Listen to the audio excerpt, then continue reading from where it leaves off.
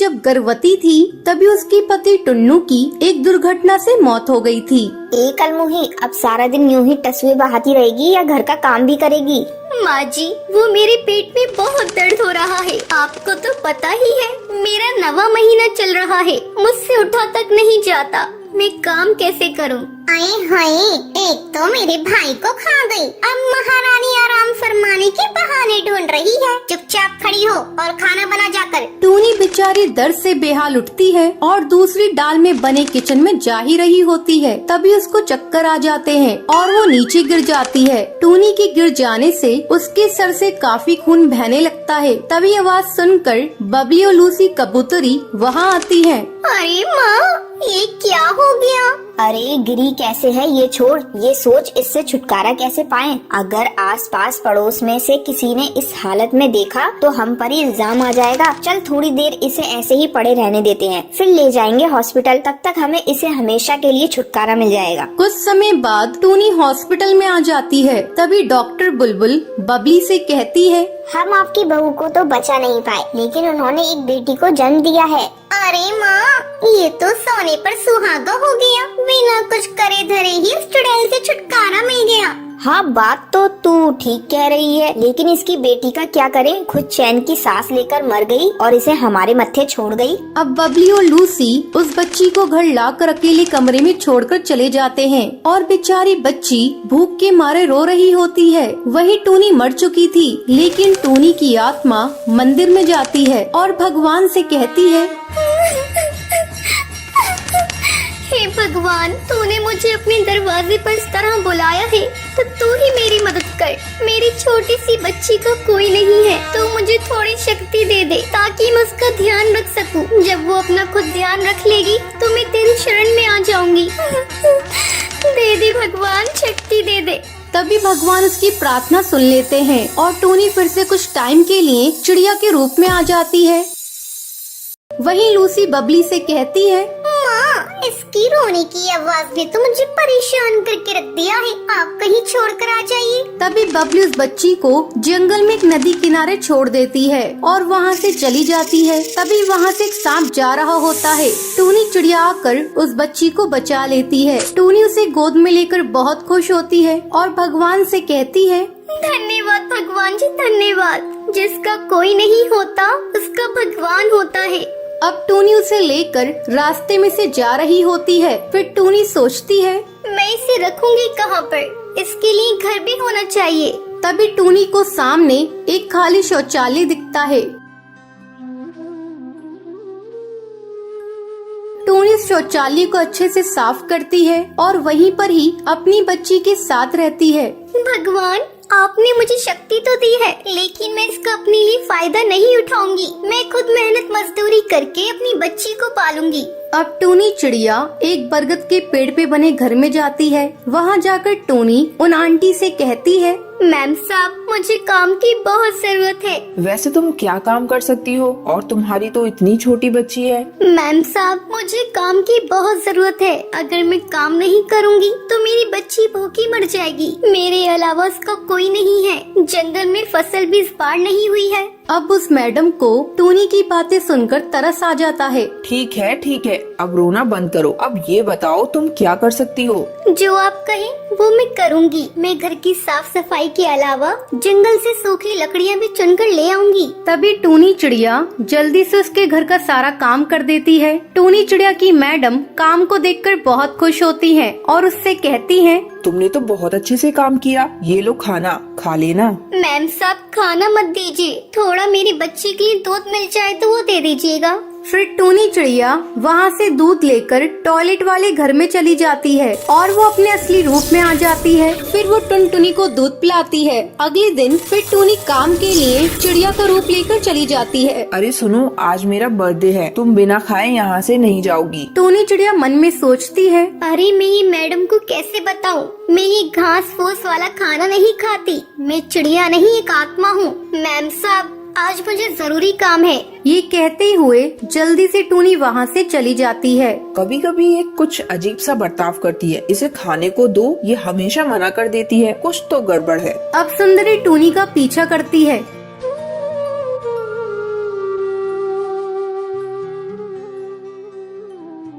ये कौन सी जगह रहती है? यहाँ से तो कितनी गंदी स्मेल आ रही है। तभी सुंदरी टूनी को असली रूप में देख लेती है और उससे कहती है, तुमने मुझसे झूठ कहा था और मुझे इतने दिन से धोखा दे रही थी। तभी टूनी चिड़िया उसे शुरू से लेकर आखिर तक सारी कहानी बताती है। सुंदरी कहती है, तुम सच्ची हो टूनी, इसलिए भगवान तुम्हारे साथ है और अब तुम चिंता मत करो। मेरे पास एक और घर है, तुम वहाँ रह सकती हो और जब टुनटुनी बड़ी हो जाए तो तुम्हारे बाद मैं उसका ध्यान रखूंगी, ठीक है? शुक्रिया मैम साहब, बहुत बहुत शुक्रिया। ऐसे ही कुछ साल गुजर जाते हैं। टुनटुनी बड़ी हो गई थी और टूनी उसे छोड़कर स्वर्गवास हो गई थी। तभी सुंदरी कौवी टुनटुनी को सारी बात बताती है और टुनटुनी टूनी का फोटो देखकर कहती है, शुक्रिया माँ, आपका बहुत शुक्रिया।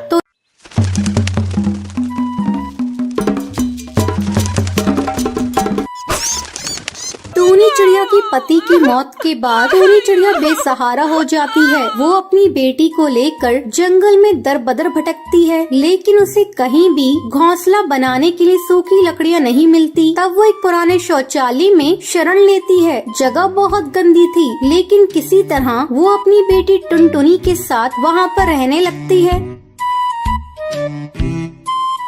टुनटुनी, ओ टुनटुनी, बेटा जल्दी उठो। तुम उठती हो या मैं लाऊं ठंडा पानी? ठंडा ठंडा पानी जब पड़ेगा तेरे बदन पे तो तेरी जल्दी आँख खुल जाएगी। जल्दी उठ बेटा, तेरे स्कूल का टाइम भी हो रहा है, अभी तुझे तैयार भी होना है। क्या माँ, सोने दो ना अभी थोड़ी देर, बहुत जल्दी उठा देती हूँ। बेटा जल्दी कहाँ है? सुबह के 10 बज रही है। माँ, मैं इतना अच्छा सपना देख रही थी, तुमने मेरा सपना तोड़ दिया। चल उठ सपने की बच्ची, गरीब का सपना कभी सच होता देखा है? इतनी बड़ी हो गई है लेकिन अक्ल तुझे अभी तक नहीं आई। चल उठ बेटा, बाकी के सपने कल देख लेना। अच्छा माँ, अब भाषण देना बंद करो, मैं जा रही हूँ तैयार होने। जब तक टुनटुनी स्कूल के लिए तैयार होकर आती है तब तक आप मेरे चैनल को सब्सक्राइब कर लीजिए। हाँ ठीक है, तैयार होके आजा, मैं तेरा लंच तैयार कर रही हूँ। टूनी चिड़िया जल्दी जल्दी खाना बनाकर टुनटुनी का लंच पैक करने लगती है। अरे माँ, आज तुमने लंच में क्या बनाया है? मैंने तेरे लंच में चावल की खिचड़ी रखी है। क्या माँ, जब देखो खिचड़ी खिचड़ी खिचड़ी, मुझे नहीं खाना। आपको चावल की खिचड़ी के अलावा और कुछ बनाना नहीं आता? मैं आज लंच लेकर नहीं जाऊंगी, इसे आप ही खा लेना। अरे टुनटुनी, इतना गुस्सा क्यों करती है? तू स्कूल में खाली पेट कैसे रहेगी? ये ले 5 का नोट, जाते जाते पार्ले जी लेती जाना। टूनी के घर का किस्सा रोज यही था। टूनी के पति को गुजरे कई साल हो चुके थे। वो अपनी बेटी की देखभाल अकेली ही कर रही थी। वो अपनी बेटी को पढ़ा लिखा कर अफसर बनाना चाहती थी, लेकिन उसकी बेटी बहुत ही नकचड़ी थी। वो अपनी माँ से प्यार तो बहुत करती थी, लेकिन उसकी टोका टाकी पसंद नहीं थी। टुनटुनी को स्कूल भेजने के बाद टूनी चावल के दाने बीनने जाया करती थी। उन्हें बेचकर वो अपना और अपनी बेटी का पेट पाल रही थी। आज कैसे लेट हो गई टूनी चिड़िया? क्या करूं, मेरी एक छोटी बेटी है, उसे स्कूल भेजने के बाद ही मैं दाना ढूंढने जाती हूँ। क्या करूं, मेरी बेटी बहुत आलसी है, सुबह उठने में बहुत परेशान करती है, उसी के चलते देर हो जाती है। ठीक है, अब ज्यादा बातें मत बनाओ, ये लो अपने पैसे।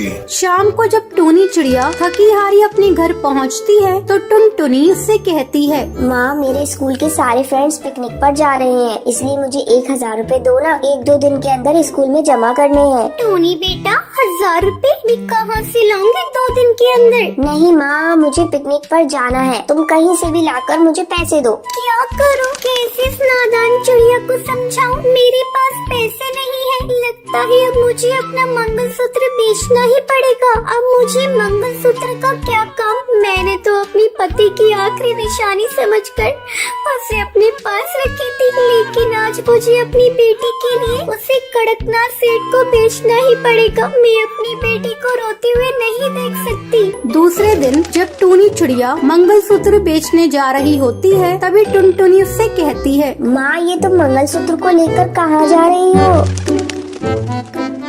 बेटा, तेरे पिताजी तो रहे नहीं। इस मंगलसूत्र का क्या काम? इसे बेचकर मैं तेरे पिकनिक की फीस भर दूंगी। नहीं माँ, मैं आपको ऐसा नहीं करने दूंगी। मुझे पिकनिक पर नहीं जाना। मैं तुम्हें पापा की आखिरी निशानी नहीं भेजने दूंगी। इस मंगलसूत्र से पापा की बहुत सारी यादें जुड़ी हैं। माँ, मैंने बहुत बड़ी गलती कर दी है। अब मैं तुमसे किसी बात की जिद नहीं करूँगी। मैं कल ही अपने दोस्तों से कह दूंगी मुझे पिकनिक पर नहीं जाना। बेटा तो बहुत समझदार हो गई है। मुझे तो चिंता हो गई थी मैं तेरी जिद को कैसे पूरा करूँगी। चलो माँ, अपने आंसू पोंछ लो। फिर दोनों खुशी खुशी रहने लगती हैं।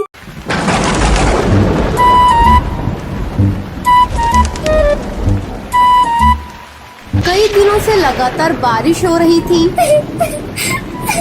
हे भगवान, पता नहीं ये बारिश कब रुकेगी। पूरे घोंसले में बारिश का पानी छू रहा है। कहीं इस बारिश में घोंसला गिर न जाए।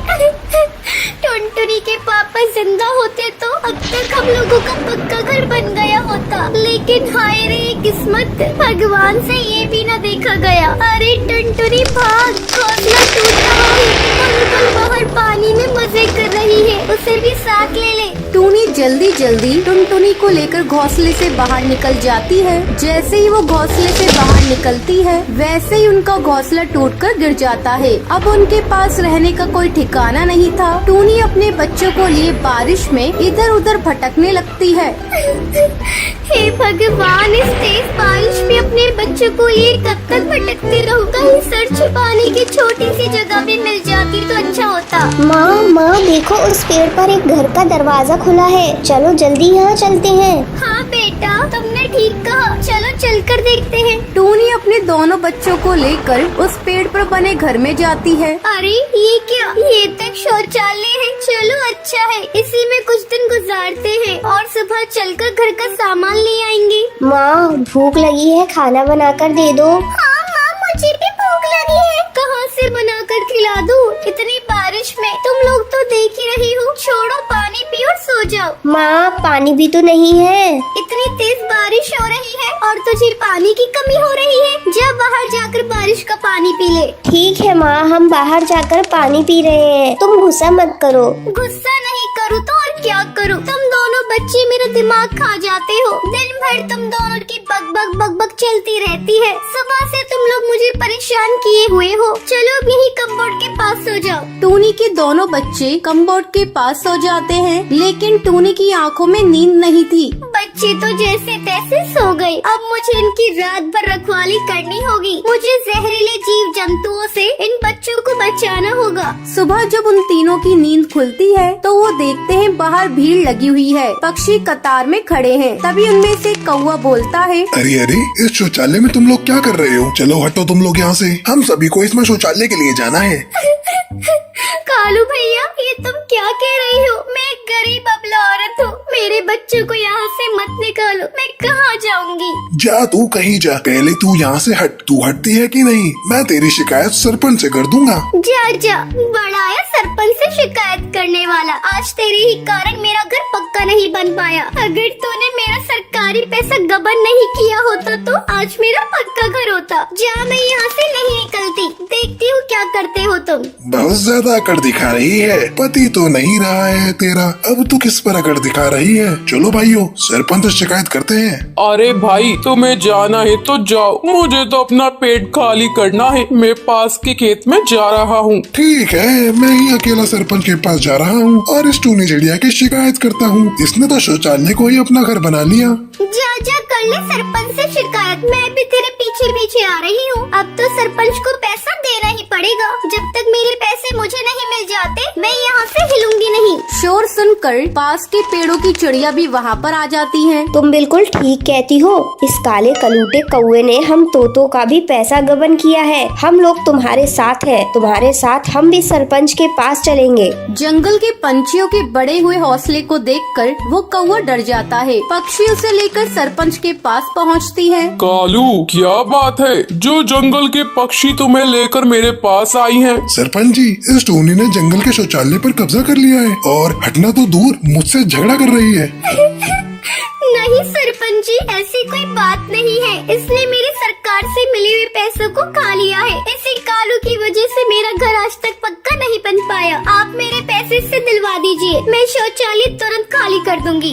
सरपंच के कहने पर कालू टूनी के सारे पैसे लौटा देता है और इस तरह टूनी का पक्का घोंसला बन जाता है। पक्का घोंसला बनते ही टूनी शौचालय को खाली कर देती है। तो ये थी आज की कहानी। दोस्तों, कल के लक्की विनर्स के नाम ये रहे आपके स्क्रीन पर। आज का सवाल ये है, टूनी टुनटुनी को लेकर कहाँ रहती है? अगर आपको पता है तो आप हमें कमेंट करके जरूर बताएं। लक्की विनर के नाम कल की वीडियो में दिखाए जाएंगे। अगर आपको ये वीडियो पसंद आई हो तो लाइक और ऐसी कहानियाँ देखने के लिए मेरे चैनल को सब्सक्राइब करना न भूलें।